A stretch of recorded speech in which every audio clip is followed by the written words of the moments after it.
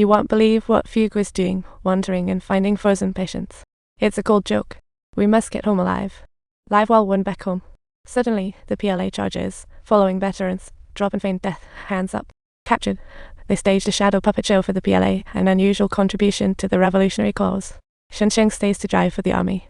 Fugui hits the road home without hesitation, racing like the wind, and finally returns to his hometown.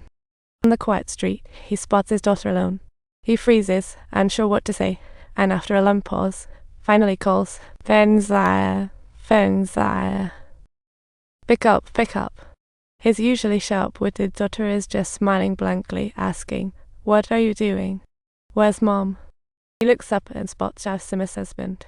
Their eyes meet, and it feels like they time-traveled several centuries. Jia Zhen's eyes stop. Never thought she'd see her husband again. Calling his name suddenly feels priceless. Fugui rockets toward Jia Zhen, and they embrace tightly. In that heartwarming moment, she bursts into tears, sobbing on his shoulder. They completely forget about the onlookers witnessing their kiss. During Fugui's 2-year absence, it was all Jia Zhen holding the fort. Jia Zhen died of illness, mumbling didn't see sun last time. A real blow. With tears welling up in his eyes, Fugui gazes at his daughter, who is smiling foolishly, and a wave of sorrow surges through his heart. Fugui smiles, tears welling up. He lowers his head. 2 Cyrillic letter 4A3 Cyrillic letter 4E7 Aeomat letter 3CA Cyrillic letter 4E3A unable Pankapira to face his daughter as Jia Zhen wipes away her tears too. Days later, the square bustles Lan Er's trial brings family drama.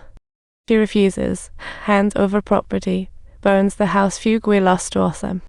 Lan Er glares at her while shouting, and Fugui watches him, thinking, what a lucky encounter. When she learns their family is labelled as town civilians, it's like a weight lifted off her shoulder. If she hadn't lost that house to Lan Er, today's disaster might just have had her name on it. Fast forward to 1958, during the Great Leap Forward, families are donating pots and pans to talk about a frugal age.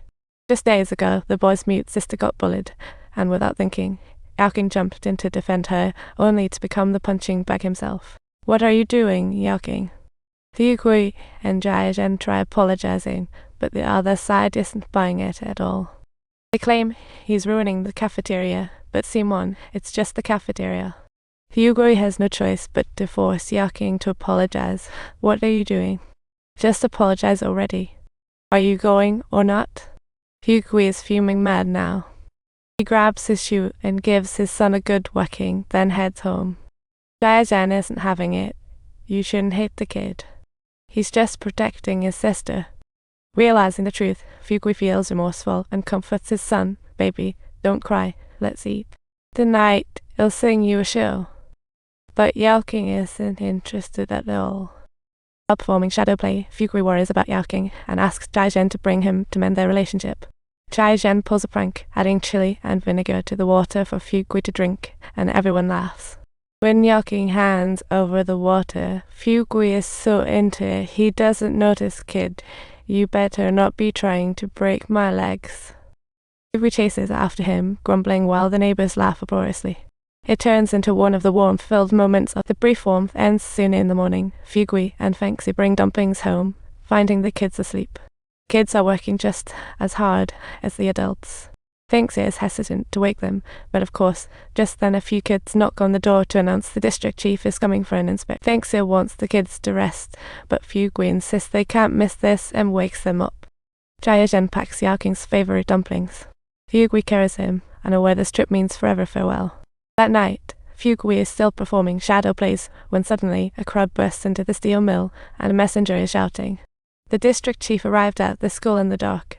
He crashes his bike and knocks down the school wall. Turns out, Yaoqing was napping right behind the wall, and now half the wall has fallen on him. It's a dire situation, and when Fugui receives the news, tears flood his eyes, his legs turn to jelly.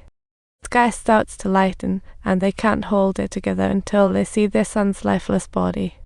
Fugui breaks down, heart racing. I should have taken you with me. I'm here, son. Just give Dad one last hug. I'm begging you. Please, Dad, one hug. Fugui. Yerking. Yerking.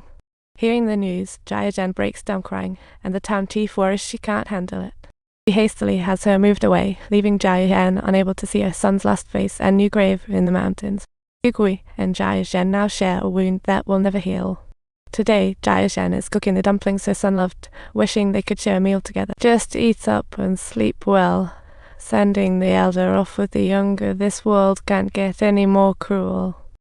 Subtitle: I shouldn't have let you go to school. Mom should have stopped your dad. I shouldn't have let you go to school. I should have held your father back. Jayajen is grieving deeply.